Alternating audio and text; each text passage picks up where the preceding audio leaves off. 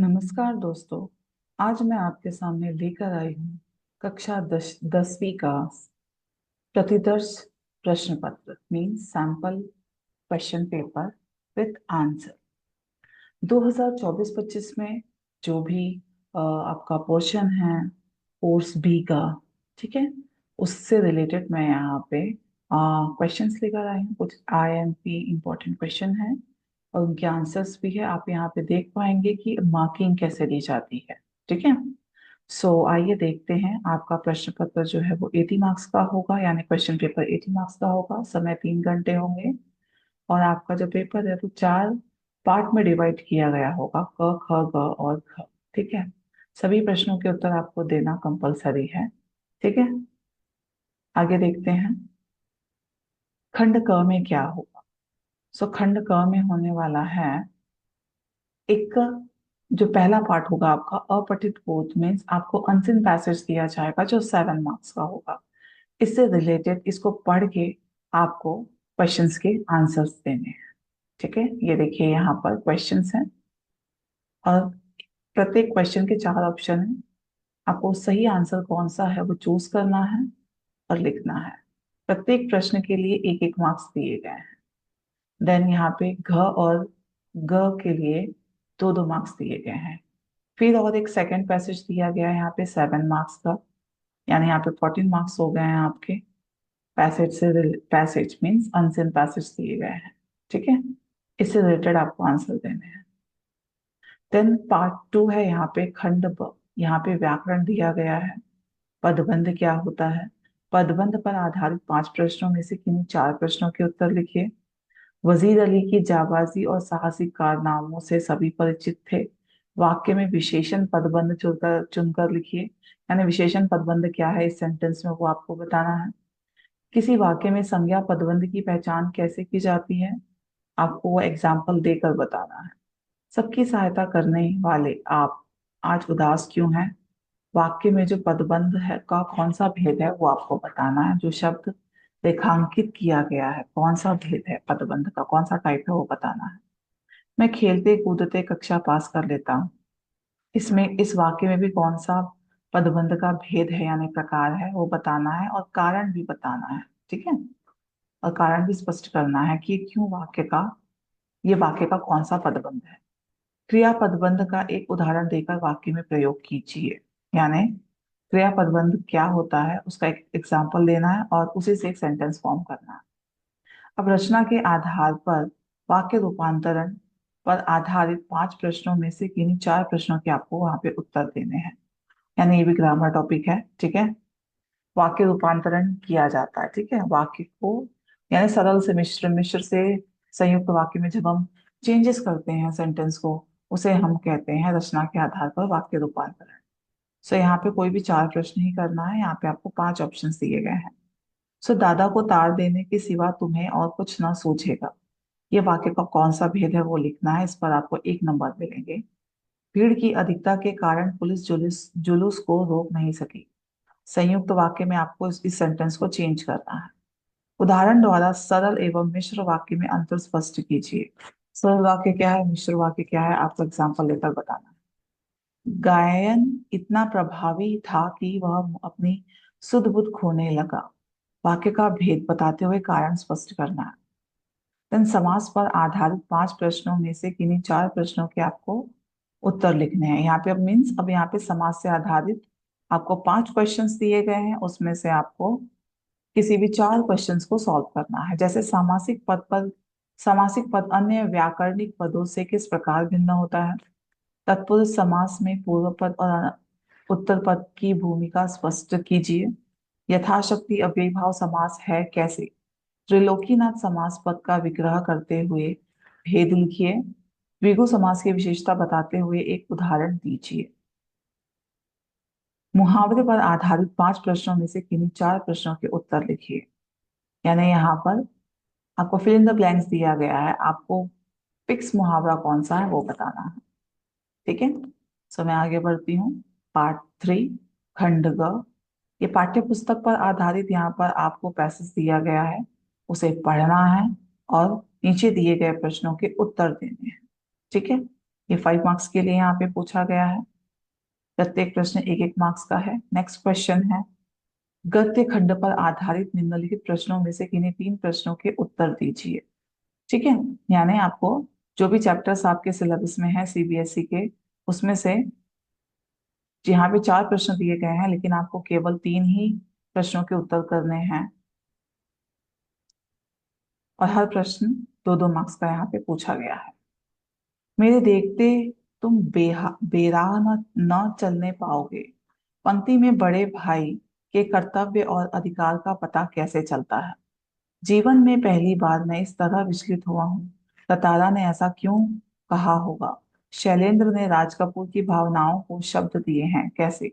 शहादत अली खान ने देश प्रेम का अभाव में सॉरी अली खान में देश प्रेम का अभाव था, स्पष्ट कीजिए। नेक्स्ट है क्वेश्चन नंबर 9, निम्नलिखित काव्यांश को पढ़कर प्रश्नों के सर्वाधिक उपयुक्त विकल्पों का चयन कीजिए। मीन्स क्वेश्चन नंबर 9 में आपको एक काव्यांश दिया गया है जो आपके चैप्टर में है। ठीक है, मीन्स कविता का एक अंश दिया गया है, उसको पढ़कर दिए गए नीचे प्रश्नों के उत्तर देने हैं। नेक्स्ट है क्वेश्चन नंबर 10। इसमें भी आपको कविता से संबंधित प्रश्न पूछे गए हैं, जो कि आपको किसी भी 3 प्रश्न के उत्तर देने हैं। ठीक है, 5 यहाँ प्रश्न दिए गए हैं, लेकिन आपको किसी भी 3 प्रश्नों के ही उत्तर लिखने हैं।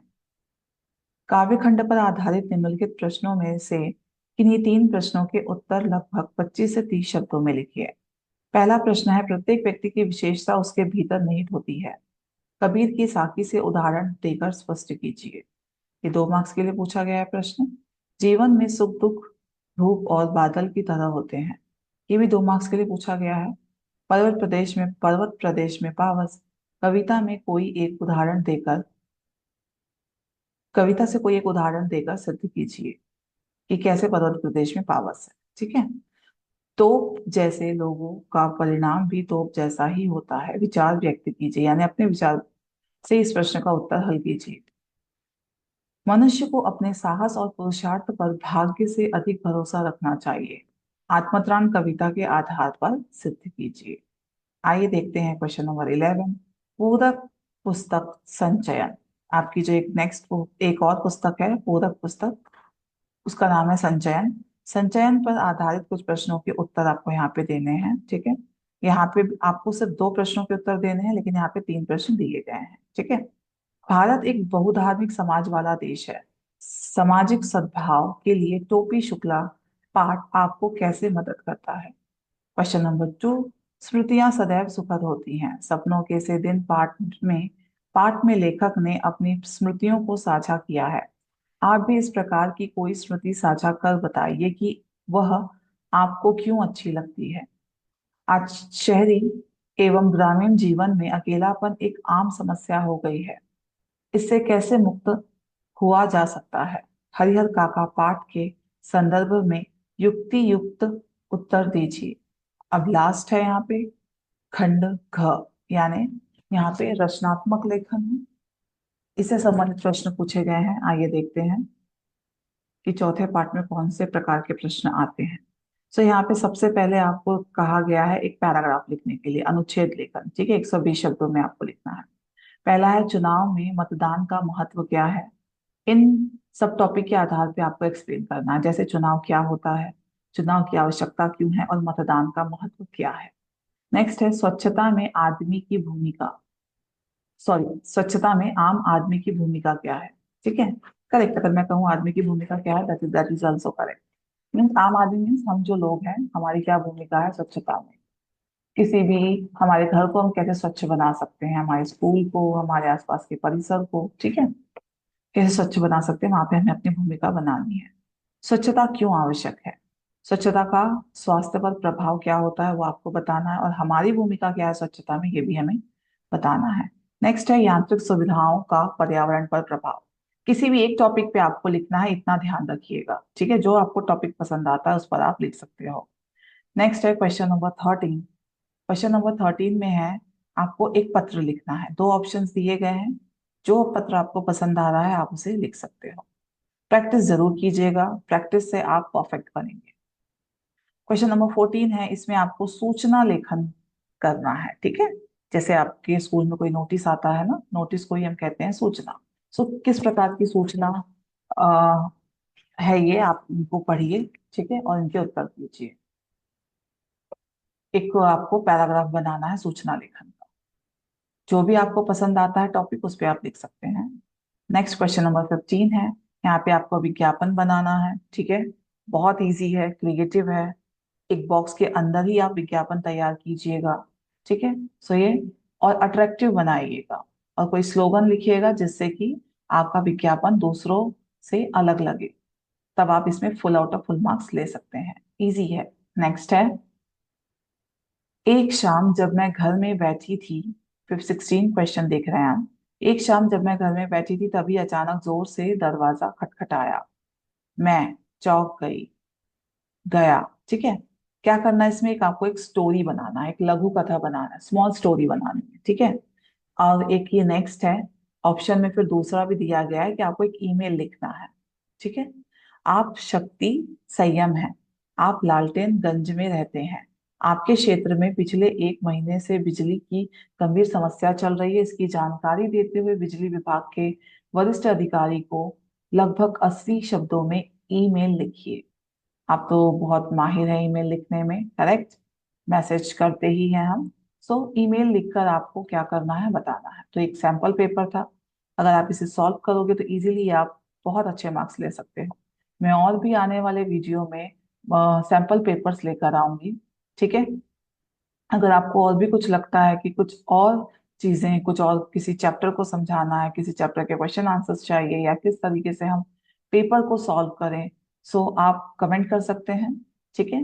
अगर आपको मेरा वीडियो पसंद आता है तो प्लीज लाइक एंड सब्सक्राइब जरूर करें। धन्यवाद।